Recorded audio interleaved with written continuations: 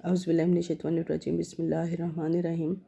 السلام علیکم first year. آج ہم لوگوں کا جو ٹاپک ہے وہ ہے معاشرہ اور تعلیم کا باہمی ربط کیا ہے، یعنی معاشرہ اور تعلیم کا باہمی رابطہ کیا ہے۔ تعلیم کے بارے میں جیسا کہ ہم جانتے ہیں کہ یہ ایک معاشرتی عمل ہے اور معاشرہ ہی اس کا اہتمام کرتا ہے تاکہ وہ مستقبل کے معاشرے کی تربیت کی جا سکے۔ تعلیم کا یہ کام ہے کہ معاشرے کی اقدار کا تحفظ کرے، تہذیب و تمدن، اقدار و روایات کی بقا کا اہتمام کرنے کے ساتھ ساتھ نئی نسل کو منتقل کرے اور ناپسندیدہ جو ثقافتی اجزاء کو ختم بھی کرے۔ جیسا کہ آپ جانتے ہیں کہ معاشرہ جو ہے وہ تعلیم پر اثر انداز ہوتا ہے۔ معاشرے کی تہذیب و تمدن اور ثقافت بدل جانے سے تعلیم بھی بدل جاتی ہے۔ معاشرہ قومی مقاصد تعلیم جو ہے وہ مقرر کرتا ہے، نصاب ترتیب دیتا ہے اور تدریس کے مرحلے کے بعد توقع رکھتا ہے کہ اس کے مقرر کردہ مقاصد تعلیم کے ذریعے حاصل ہو جائیں، یعنی اس کے مقرر کردہ مقاصد جو ہیں وہ تعلیم کے ذریعے حاصل ہو جائیں۔ نصاب تعلیم میں معاشرے کی معاشرتی تقاضوں اور رجحانات کو وہی مقام حاصل ہے جو تعلیم میں بہترین طریقہ تدریس کو حاصل ہے۔ اچھے اور مہذب معاشرے یہ چاہتے ہیں کہ بچوں میں ایسے احساسات اور جذبات پروان چڑھائے جائیں اور پرورش پائیں کہ جن سے ان میں انسانیت، اخوت، بھائی چارہ، محبت، ہمدردی، عدل و انصاف، نظم و ضبط اور خود اعتمادی جیسے اچھے اوصاف پیدا ہو سکے۔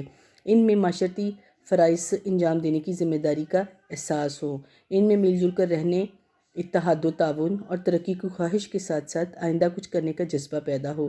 ان سب مقاصد کا حصول صرف تعلیم ہی کے ذریعے ممکن ہے۔ معاشرے کا نظریہ حیات اور فلسفہ زندگی تعلیم کے لیے رہنمائی کا کام کرتے ہیں۔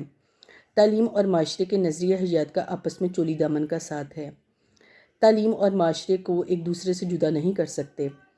تعلیم معاشرے کے نظریہ حیات سے اثر قبول کرتی ہے۔ معاشرے میں جو کچھ ہوتا ہے اس کا تعلیم پر براہ راست اثر ہوتا ہے۔ اسی طریقے سے معاشرے کے نظریات اور اعتقادات کو نئی نسلوں تک منتقل کرتی ہے۔ مقاصد تعلیم کے تعین، نصاب تعلیم کی تشکیل، حتیٰ کہ تدریسی طریقوں کے انتخاب تک معاشرہ اور قوم کے نظریہ حیات کو فراموش نہیں کر سکتے۔ تعلیم ہمیشہ معاشرے کے نظریہ حیات کے تابع ہوتی ہے اور تعلیم کا معاشرے کے نظریہ حیات سے وہی تعلق ہے جو عمل کا علم سے ہوتا ہے۔ مختصر ہم یہ کہہ سکتے ہیں کہ معاشرے کے نظریہ حیات کا عملی پہلو تعلیم ہے اور تعلیم کا نظریاتی پہلو معاشرے کا نظریہ حیات ہے۔ یعنی جیسا کہ کسی معاشرے اور قوم کا نظریہ حیات ہوتا ہے، اسی کے مطابق نظام تعلیم جو ہوتا ہے وہ تشکیل پاتا ہے۔ لہٰذا ہم اس بات کا جائزہ لینے کی کوشش کرتے ہیں کہ معاشرہ اور تعلیم کس طرح ایک دوسرے پر اثر انداز ہوتے ہیں۔ تعلیمی مقاصد کے تعین کے وقت معاشرے کے اعتقادات، نظریہ حیات اور تصور کائنات کو بنیادی اہمیت دی جاتی ہے۔ ہر معاشرہ اپنے مخصوص فلسفیانہ نظریہ حیات، عقائد اور رسم و رواج کی روشنی میں تعلیم کے مقاصد جو ہیں وہ متعین کرتا ہے۔ یونانی فلسفی ارسطو انسان کو اعلیٰ درجے کا حیوان سمجھتا ہے۔ اس کے نزدیک تعلیم کا مقصد اس حیوان کو اعلیٰ درجے کا شہری بنانا تھا۔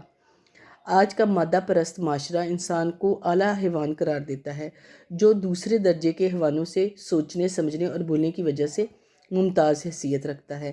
ان کے ہاں تعلیم کا اعلیٰ ترین مقصد تعلیم کی انسان کی جسمانی صلاحیتوں کی نشوونما کے مواقع فراہم کرنا اور ان کی جبلی خواہشات کی تسکین ہے۔ جبلی یعنی فطری خواہشات کی تسکین ہے۔ تعلیم ان کے ہاں انسان کے دنیاوی ضروریات پوری کرنے کے تربیت کا ذریعہ ہے۔ ان کے ہاں مقاصد تعلیم اور نظام تعلیم اسی کے مطابق ترتیب پاتا ہے۔ مقاصد تعلیم اور نظام تعلیم مرتب کرتے وقت ہر معاشرہ اپنی ثقافت اور نظریہ حیات کو بنیاد بناتا ہے۔ تعلیم کے ذریعے ثقافت اور تہذیب و تمدن کو محفوظ کرنے کی کوشش کی جاتی ہے۔ تعلیمی نظام میں مطلوبہ تبدیلیاں پیدا کر کے اپنی ثقافت اور تہذیب و تمدن کو اپنی ضرورتوں کے مطابق ڈھال لیتا ہے۔ تعلیم کے بدل جانے سے معاشرہ بدل جاتا ہے، یعنی معاشرتی تبدیلیاں تعلیم کو بدل دیتی ہیں۔ معاشرتی تبدیلیاں تعلیم کو بدل دیتی ہیں۔ تعلیمی تبدیلیاں معاشرے کی تبدیلی کا باعث بنتی ہیں۔ معاشرے کا نظام تعلیم، جیسا معاشرے کا نظام تعلیم ہوگا ویسے ہی معاشرہ تشکیل پائے گا، ویسے ہی اس کی تہذیب و تمدن تہذیب و ثقافت ہوگی۔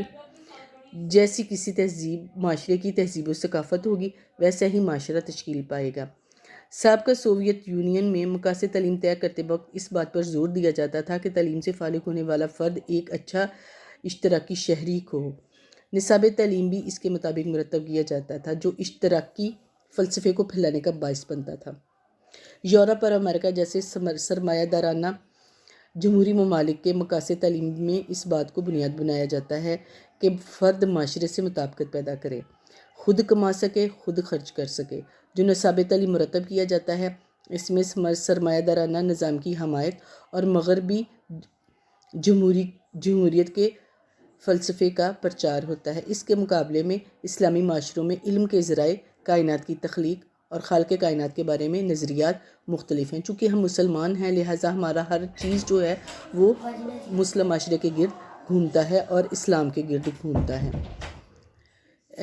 اتنا کافی ہے بچوں، یہ آپ سمجھ لیں۔ اب اس میں کیا چیز آپ کو نہیں سمجھ آتی وہ آپ پوچھ لیں۔ تو جو اس کا رہ گیا ہے معاشرے اور تعلیم کا جو تعلق کہہ لیں وہ انشاءاللہ میں آپ کو کل پڑھا دوں گی۔ اگر پھر بھی اس میں سے کوئی چیز سمجھ نہ آئے تو آپ لوگوں نے پوچھ لینا۔ اللہ حافظ۔